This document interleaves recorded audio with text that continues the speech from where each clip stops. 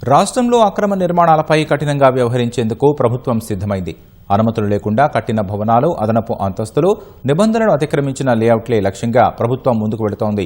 ఇప్పటికే హైకోర్టు జోక్యం చేసుకోవడం, పెరుగుతున్న ప్రజా ఫిర్యాదులు, అక్రమ కట్టడాలతో నగరాల్లో ఏర్పడుతున్న వివిధ సమస్యల కారణంగా కఠిన చర్యలకు దిగుతోంది.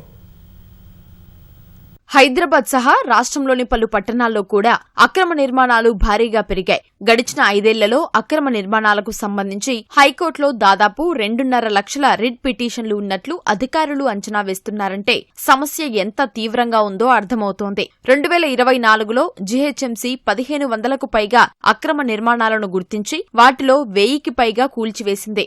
అయినా సమస్య తగ్గలేదు. అనుమతుల ప్రక్రియలో అధికారుల అలసత్వం, అడుగడుగునా పెరిగిపోయిన అవినీతి, చిన్న ప్లాట్లపై పెద్ద పెద్ద భవనాలు నిర్మించడమే అక్రమ నిర్మాణాలు పెరగడానికి ప్రధాన కారణాలుగా కనిపిస్తున్నాయి. జీహెచ్ఎంసీ ప్రజావాణి కార్యక్రమంలో వచ్చే ఫిర్యాదుల్లో సగం వరకు వీటికి సంబంధించినవే ఉంటున్నాయి. వీటి కారణంగా నగరంలో నీటి కొరత, డ్రైనేజీ సమస్యలు, ట్రాఫిక్ కష్టాలు తీవ్రమవుతున్నాయి. నిబంధనలు ఉల్లంఘించి అనుమతి లేకుండా నిర్మాణం చేస్తే కూల్చివేత తప్పదని అధికారులు హెచ్చరిస్తున్నారు. అయితే ఉల్లంఘనలు 10% వరకు ఉంటే 25% పన్ను జరిమానా, 10% కంటే ఎక్కువైతే 50% పన్ను జరిమానా వేస్తారు. పూర్తిగా అక్రమ నిర్మాణం అయితే 100% వరకు పెనాల్టీ వేసేందుకు అవకాశం ఉంది. దీంతో చాలా మంది జరిమానా చెల్లించి నిర్మాణాలు కొనసాగిస్తున్నారు.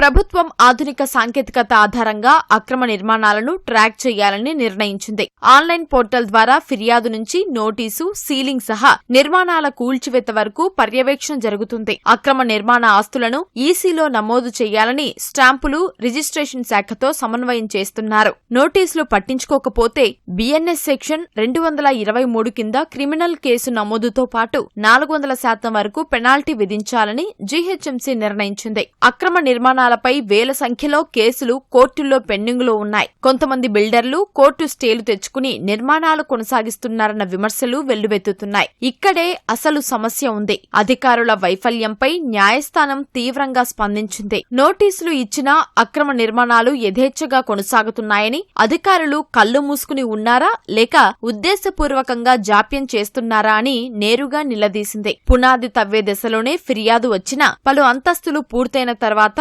అధికారులు స్పందిస్తున్నారని న్యాయస్థానం గుర్తించింది. బిల్డర్లు, స్థానిక నేతలు, జీహెచ్ఎంసీ అధికారుల మధ్య అవినీతి కూటమి ఉండడం వల్లే ఇది సాధ్యమవుతుందని ఏకంగా రాష్ట్ర ఉన్నత న్యాయస్థానమే అనుమానం వ్యక్తం చేసింది.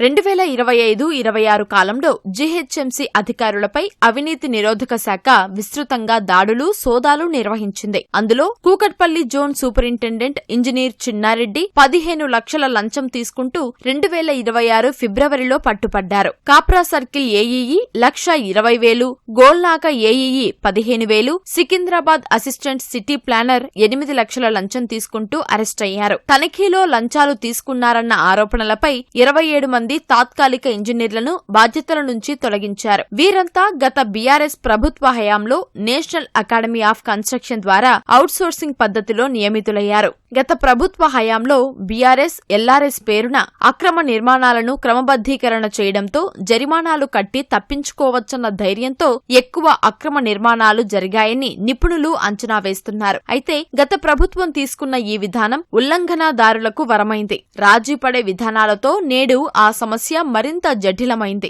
ఈ అక్రమ నిర్మాణాలను అనుమతులు లేని ఫ్లాట్లు కొనుగోలు చేసి న్యాయపరమైన సమస్యల్లో చిక్కుకుంటున్న వారంతా సాధారణ ప్రజలే. బ్యాంకుల నుండి రుణాలు రాక ఇబ్బందులు, మరొక వైపు కూల్చివేత భయంతో నిద్రలేని రాత్రులు గడుపుతున్నారు.